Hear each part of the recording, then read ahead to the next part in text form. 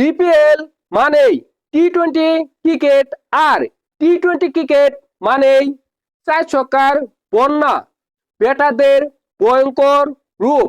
BPL 2026-এ অনেক batter হতে পারে ভয়ঙ্কর এবং চার ছক্কার বন্যা তুলতে পারে। দেখেন, এই ভয়ঙ্কর ভয়ঙ্কর ব্যাটারদের থামানোর জন্য রয়েছে আগুন ঝরা কিছু বোলার। বিপিএল 2026-এ কোন কোন বোলার হতে পারে ভয়ঙ্কর বিপক্ষ দলের ব্যাটারদের জন্য, তা নিয়ে আলোচনা করব। দেখেন, বাংলাদেশে রয়েছে অনেক ভালো ভালো বোলার, তার মধ্যে 5 জন বোলার বিপিএল 2025-এ সবচেয়ে ভালো করতে পারে, এটা নিঃসন্দেহে বলা যায়। কোন 5 জন বোলার বিপিএল 2026-এ সবচেয়ে ভয়ঙ্কর হতে পারে তা নিয়ে আজকের আলোচনা। নাম্বার 5-এ রয়েছে আমাদের দুর্দান্ত বোলার, আমাদের ভয়ঙ্কর বোলার শরীফুল। দেখেন, শরীফুল অসাধারণ একজন বোলার।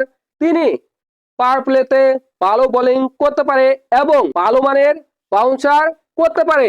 তিনি অসাধারণ একজন বোলার, 2025 সালে অসাধারণ বোলিং করেছে।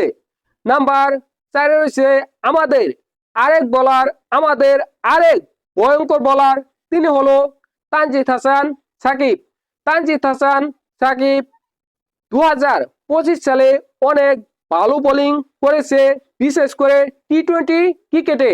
তানজিদ হাসান সাকিব যেহেতু পারে এবং পাওয়ার প্লেতে ভালো বোলিং করতে পারে। নাম্বার 3-এ রয়েছে রিশাদ হোসেন।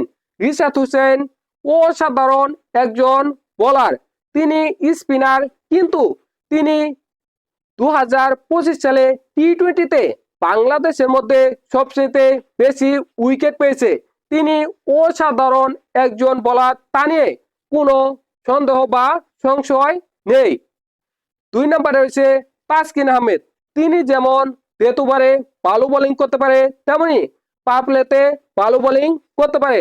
তার বোলিংয়ে লেন্থ, ইয়র্কার এবং বাউন্সার রয়েছে।